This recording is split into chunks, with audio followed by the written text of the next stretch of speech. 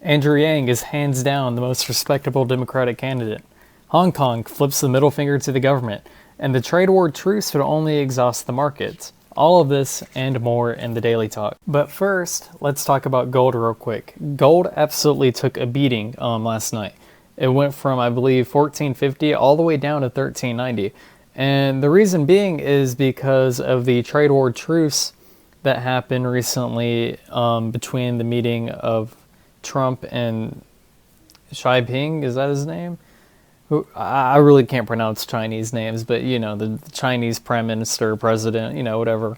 So finally, a trade war truce has happened, and basically, what this means is that the markets have nothing else to look forward to.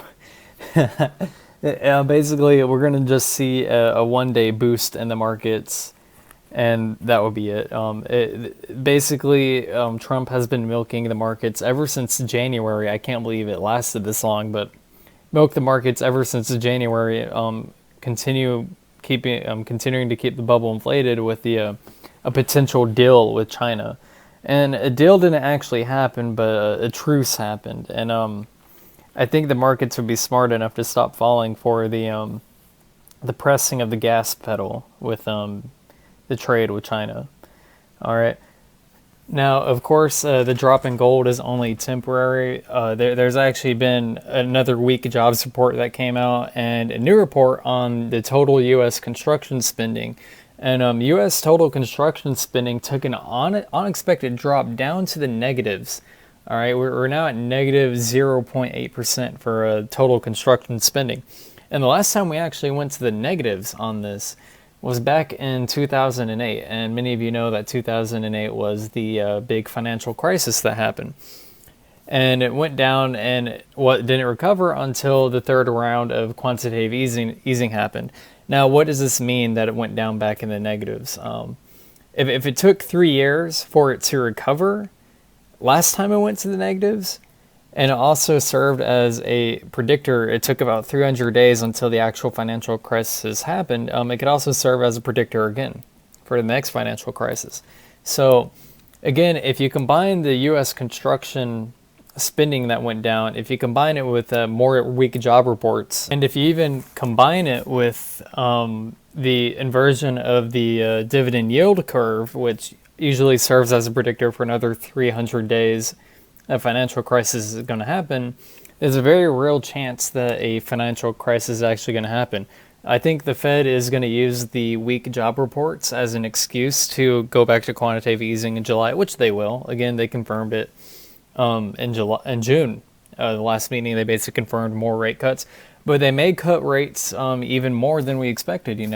Some people thought it would just be a 0.25 base rate cut. But now that it may be a 0.75, as they have more and more excuses just to cut the rates of a slowing economy, is what they say. Which is exactly what Trump wants. He wants to keep this bubble inflated as long as possible. And of course, when they cut rates, gold is absolutely going to explode. All right, so the drop in gold that happened is only temporary. It happened from this trade war truce, and again, this would only affect markets for like a day, then they would forget about it because it's a truce. No amazing deal came out of it. No amazing deal at all, just a truce. So I don't think there would be an amazing deal that's gonna happen, but I think the markets are now finally smart enough after being played for 5 months now, 6 months. They've been being played for this long, so I think they would finally realize don't get all so excited over a trade war deal that may not even happen. Anyway, I want to talk about Andrew Yang again for a minute, and he's actually hands down the most respectable Democratic candidate that I've ever seen. Because he recently posted on his Twitter acknowledging on what happened to a conservative reporter that got attacked. I think he got attacked in Washington by Antifa. And he actually came out and defended him. And he said that basically no one should be censored for their speech. And that's really respectable by Andrew Yang. Of course, it's relatable because he's been censored in the Democratic debates by his mic being cut off from MSNBC. So I think it's really respectable because no other Democratic candidate would call out a right-wing reporter being attacked the way he was. And I think that's respectable that Andrew Yang actually had the balls to come out and defend him, to defend free speech, and that's really respectable.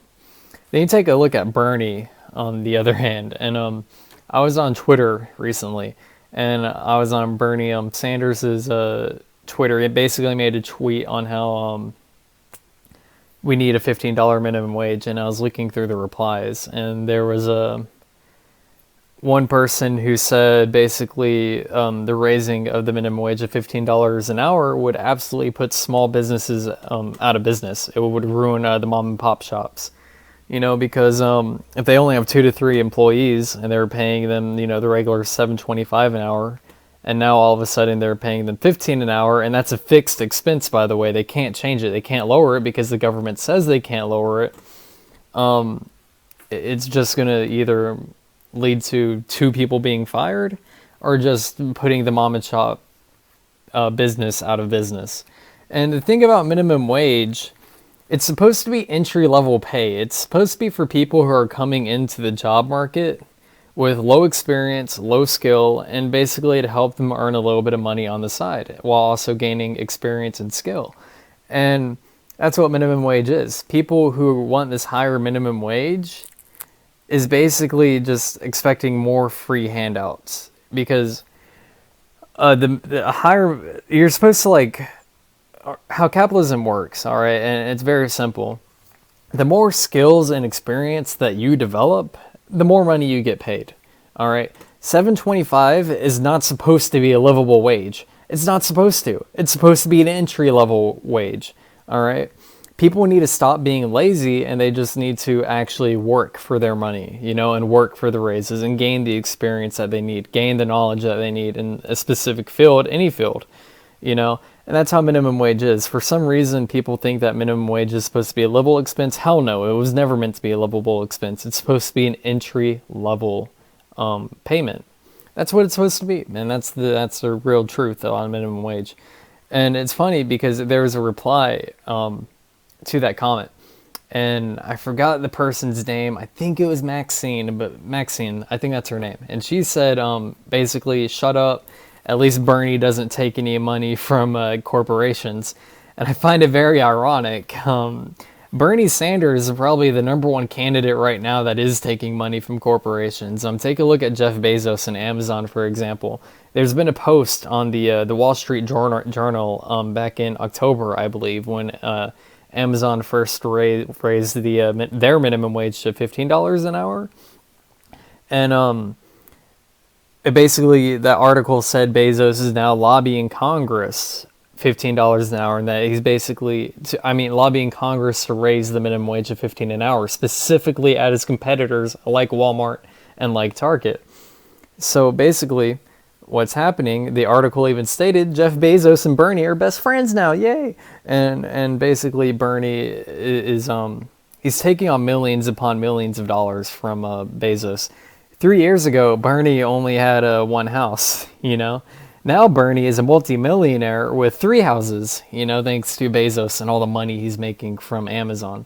And he's, of course, I explained it last podcast, Amazon obviously wants to have a higher federal minimum wage to put companies like Walmart out of business, to put future competition out of business, because he knows damn well Walmart is not going to be able to afford a $15 minimum wage. He knows damn well Target cannot afford a $15 minimum wage.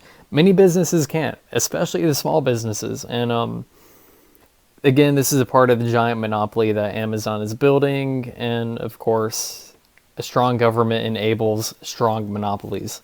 Capitalism destroys monopolies, okay? Many people like to think capitalism creates monopolies. That's not true.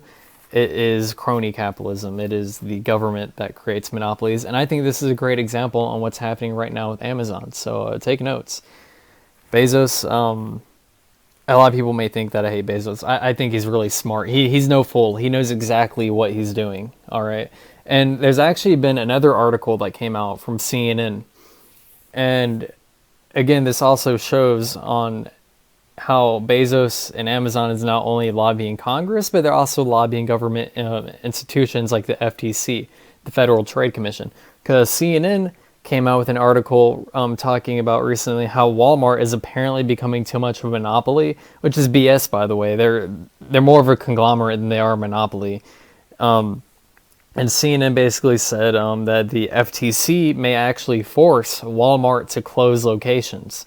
All right, and again, this is a byproduct from the extensive amount of money that Bezos and Amazon is lobbying to Congress and to different governmental institutions. This is all a pure and direct attack to Walmart, which is a shame because Walmart is very good. They keep their prices low, and now they're struggling to keep their prices low. But they're still trying to keep their prices low, which is what I respect. They actually lost more than half of profits this year than they did a couple years back. All right, just trying to keep these prices low. And I don't think they'd be able to keep up with Amazon's pressure now, especially since Bezos is dumping so much money into the government now. So it's a shame that we may actually see Walmart either close a lot of locations or just straight up go out of business or just have massive firings. All right, and because I don't think Walmart is going to catch up in the technology the way and how quickly Amazon's investing into technology, you know? Like, sure, Amazon, everyone thinks Bezos is a god because he raised a minimum wage of 15 an hour, which is total BS. He took away so many benefits that his employees had because of it. Employees even had stock benefits, all right, where they get stocks for free. He took it away. He took away all benefits employees get pretty much just for $15 minimum wage. All right. And people think he's a god because of it. People aren't actually looking at the bigger picture of things. And by the way, if I was being paid less than minimum wage but had the opportunity to get free Amazon stock, I would be happy to go with that. All right. I'll be more than happy. I don't know. Screw the 15 minimum wage. Give me the Amazon stock. You know what I mean? And basically what's going on, not only Amazon is obviously going to do mass firings of people. All right. Now that because I'm sorry, he's investing massively into technology. He even came out with cashierless stores recently where there is no cashier. You literally grab an item and you walk out and it charges you on a credit card that's like linked through your phone. It's like highly advanced and it's crazy on how it works. So, and not only that, you have the Amazon drones, which are automated. You have Amazon robots, which are automated. And you have these blimps, which would also be automated. And not only that, but the warehouses of Amazon themselves are automated. All right. So there's obviously going to be mass firings. And I don't see Walmart ever catching up to Amazon. Again, Bezos knows exactly what he's doing, lobbying the Democrats. And yeah, Amazon's basically going to be an unstoppable force. I don't see how competition can now compete against Amazon because he lobbied the government so much to give him so much, so many entitlements and so much power. All right. Anyway, let's move on to the next topic, Hong Kong. All right. So I believe today was the 22nd anniversary of UK basically freeing Hong Kong. And when Hong Kong was freed from the UK, they signed a paper, all right? And this basically lets Hong Kong be autonomous for 50 years, all right? So Hong Kong has 50 years of autonomy before China takes over. And I wish deep down that Hong Kong could have permanent autonomy. You know, you get what I mean from China.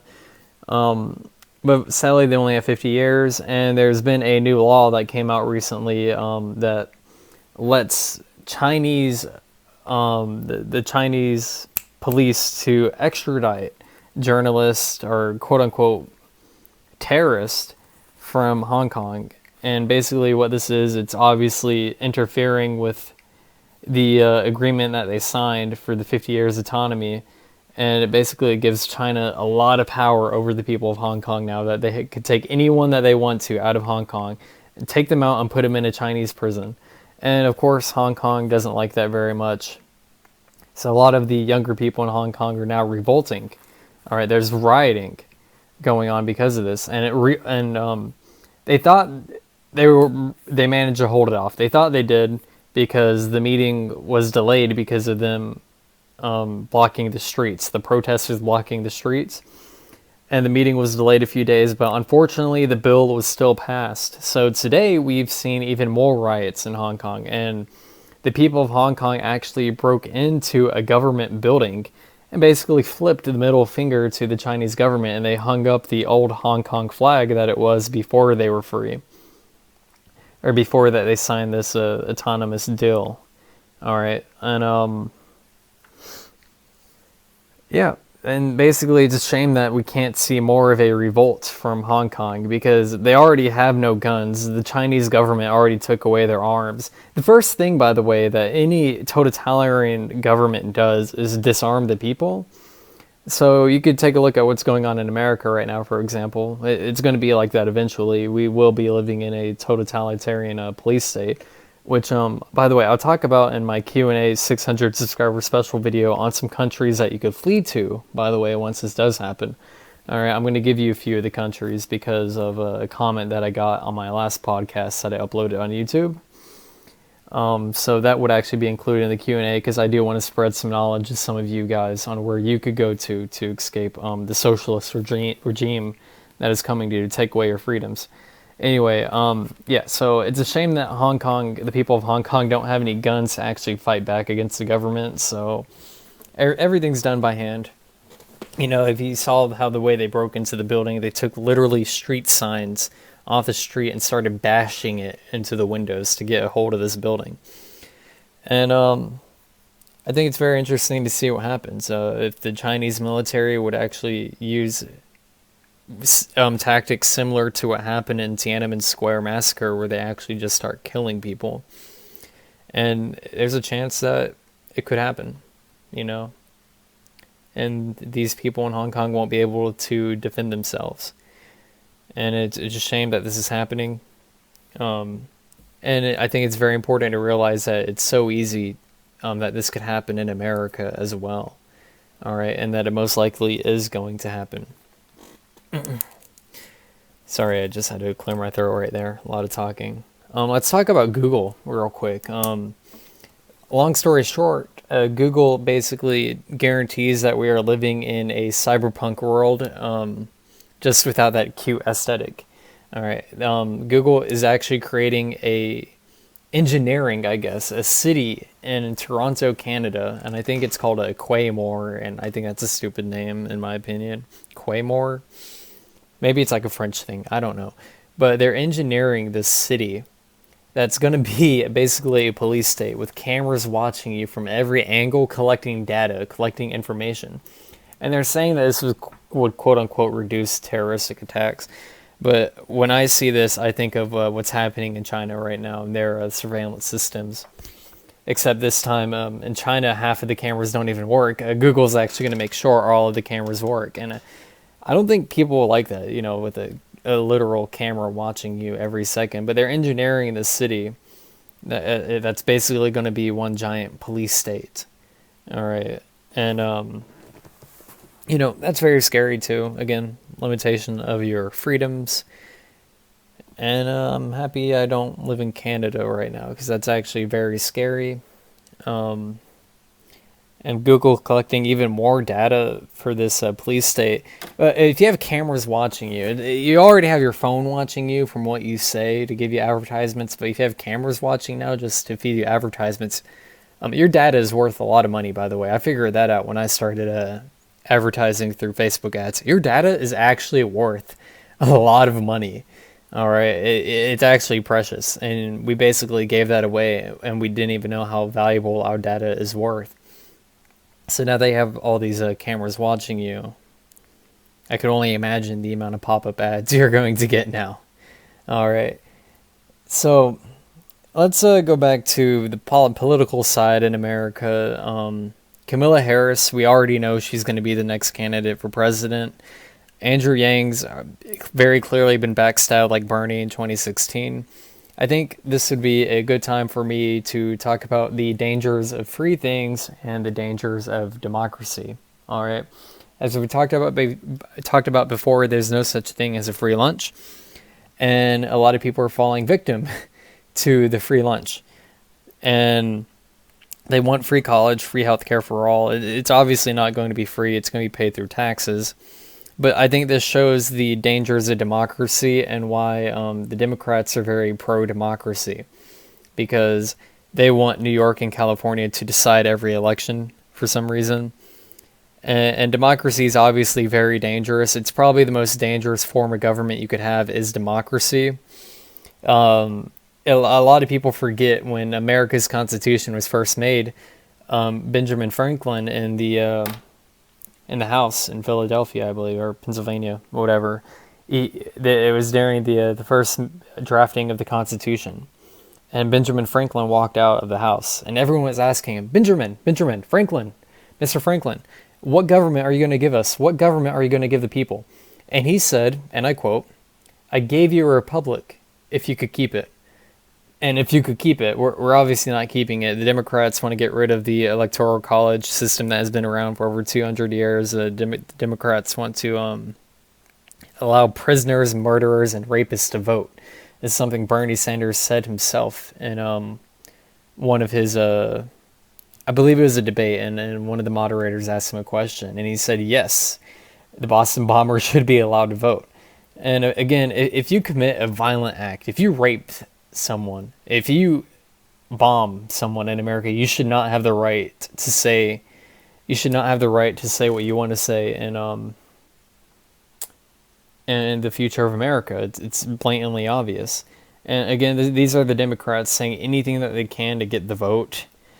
And if this does happen, we're actually going to see political candidates campaigning in prisons now, all right? Because there's a lot of people in prisons, all right?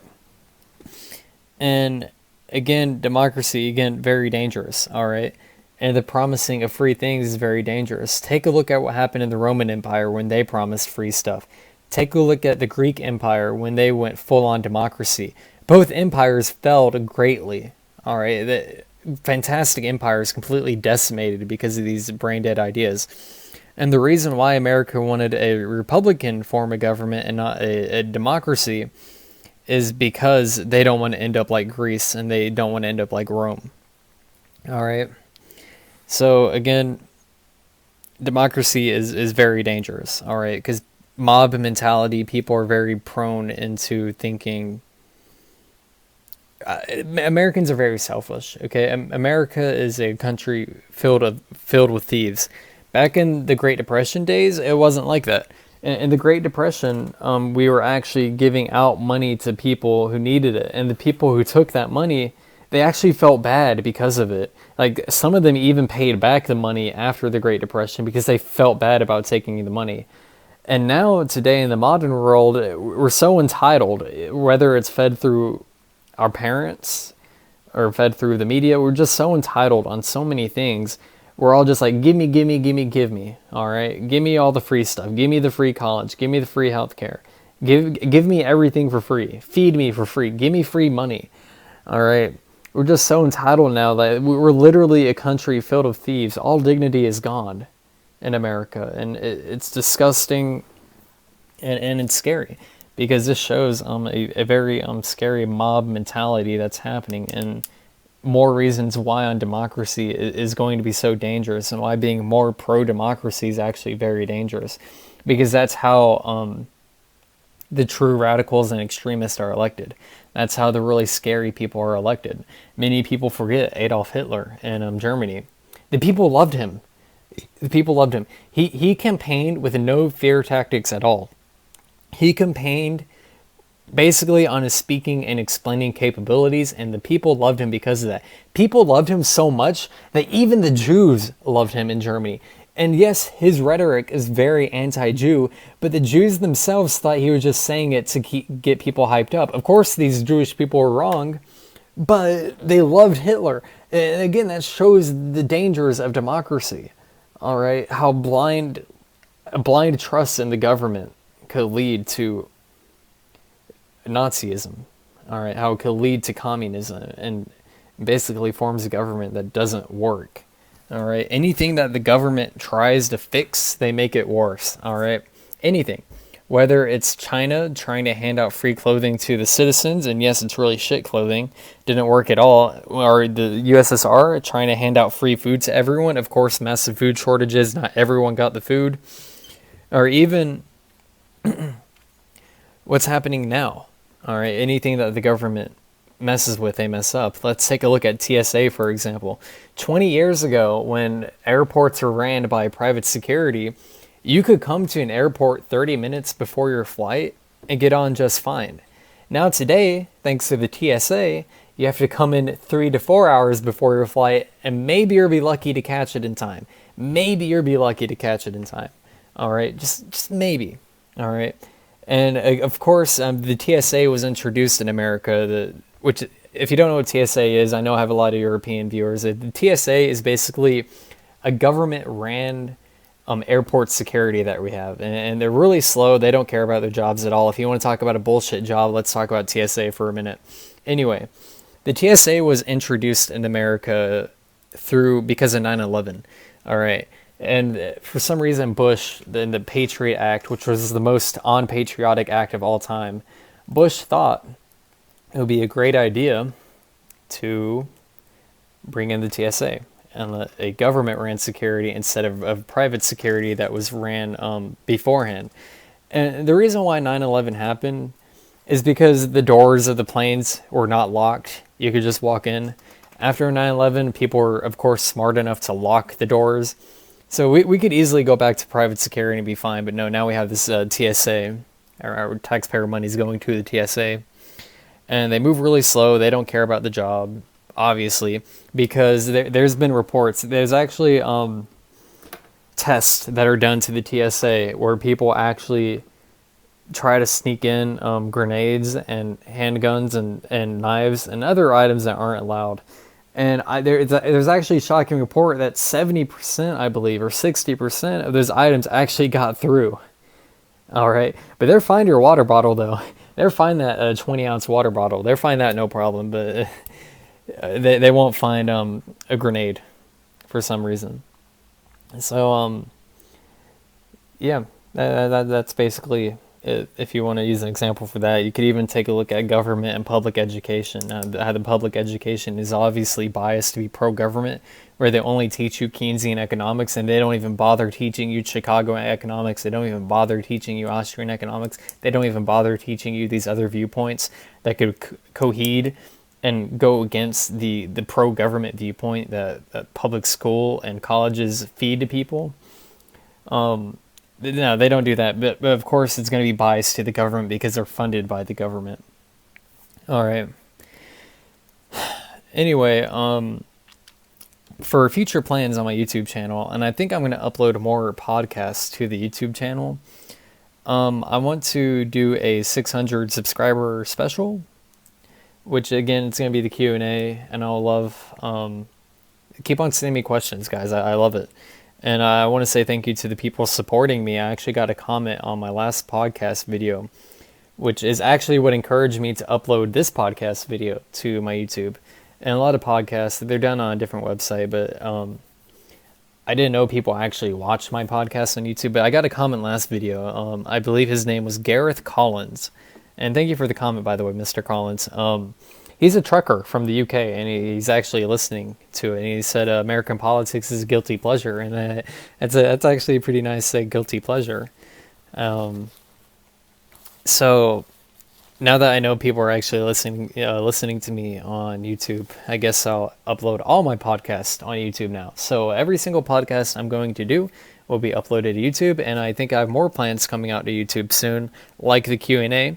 And I also want to do a Democratic candidate tier list where I rank each candidate individually and why I rank them in the way they do.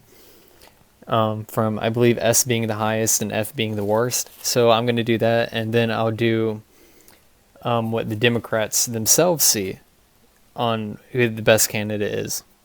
So I think that'd be pretty fun. Do a little tier list, join in on that craze. And let me take out my napkin because I think I'm running out of things to talk about.